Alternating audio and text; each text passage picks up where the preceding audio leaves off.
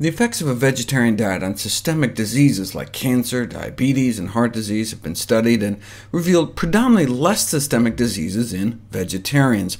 But there have only been a few studies on oral health, which I covered in previous videos.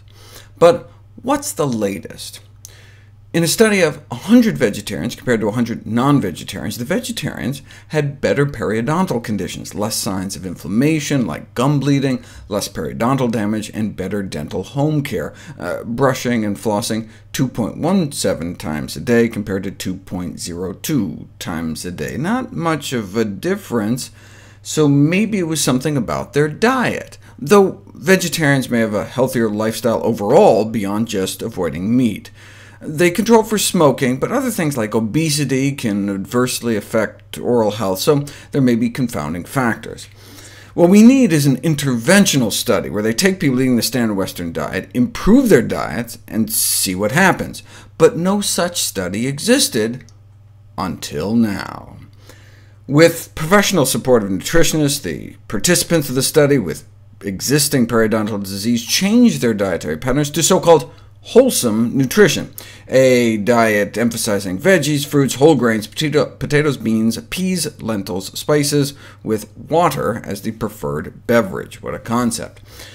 To make sure any changes they witnessed were due to the diet, they made sure everyone maintained their same oral hygiene before and after the dietary change. What did they find? They found that eating healthier appeared to lead to a significant reduction of probing, pocket depth, gingival inflammation, gum inflammation, and levels of inflammatory cytokines, which mediate the tissue destruction in periodontal disease.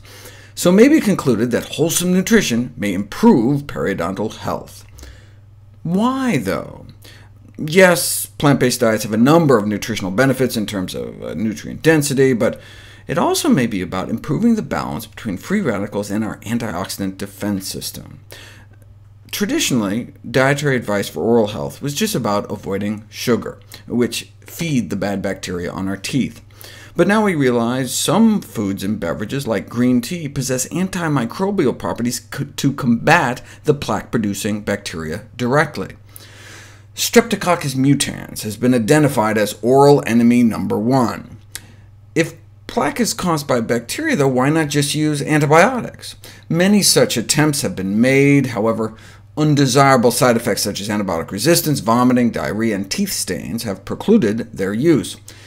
In a petri dish, green tea phytonutrients effectively inhibited the growth of these bacteria, but what about in our mouth?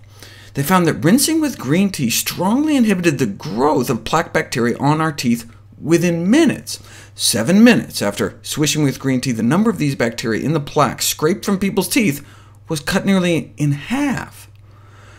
So if you have people swish with sugar water in their mouths, within 3 minutes the pH on their teeth can drop into the cavity formation danger zone.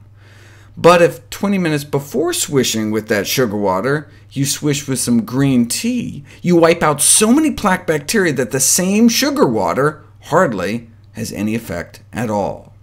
So they conclude using green tea as a mouthwash or adding it to toothpaste could be a cost-effective cavity prevention measure, especially in developing countries, because here in the civilized world we have antiseptic mouthwashes with fancy chemicals like chlorhexidine, considered the gold standard anti-plaque agent, if only it didn't cause genetic damage.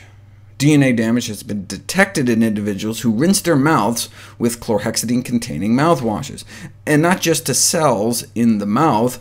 13 volunteers rinsed their mouth with the stuff for a few weeks, and there was not only an increase in DNA damage in the cells lining their cheeks, but also in their peripheral blood cells, suggesting it was absorbed into their bodies. Yes, it reduced plaque better than other antiseptic chemicals. However, it might be doubtful whether chlorhexidine can still be considered the gold standard when considering how toxic it is to human cells. So are we left with having to decide between effectiveness or safety? How about a head-to-head test between chlorhexidine and green tea? Green tea worked better than chlorhexidine at reducing plaque. So using green tea as a mouthwash may work cheaper, safer, and better. And if as a bonus you want to Sprinkle some amla powder into it, dried Indian gooseberry powder. It evidently shows an outstanding cavity-stopping potential, not by killing off the bacteria like green tea, but just by suppressing the bacteria's plaque-forming abilities. Here's how much plaque is formed without amla. Here's how much is formed with.